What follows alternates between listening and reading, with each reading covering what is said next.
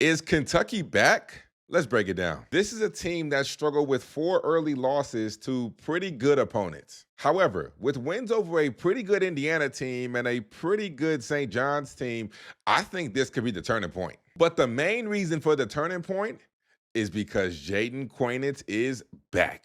And for those who aren't familiar with JQ, let me help you out. Quainitz is a guy who could be a top 5 pick in next year's draft.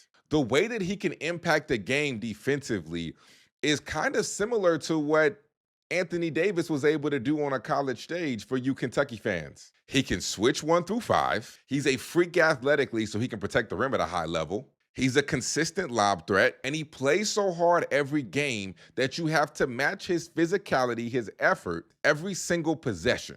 In 17 minutes against St. John's, my man had 10 points and 8 rebounds. He changes everything for this Kentucky defense. It was already ranked 14th according to KenPom. Now, with him, they have potential to be a top 5 defense in the country. Now you add the defense. With Jalen Lowe finally getting healthy, these two completely changed the dynamic for this Kentucky team. Because Lowe's impact on offense can be just as big as JQ's impact on defense. And this is an offense that isn't even in the top 25 yet.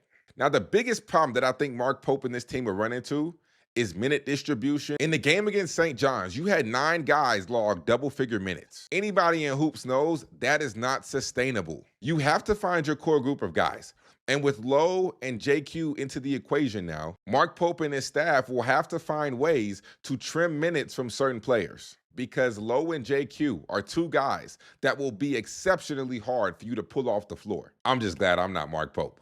But to answer the original question, yes, I do think this Kentucky team is back. But let me know, what do you think about this Kentucky team? Do you think they're back?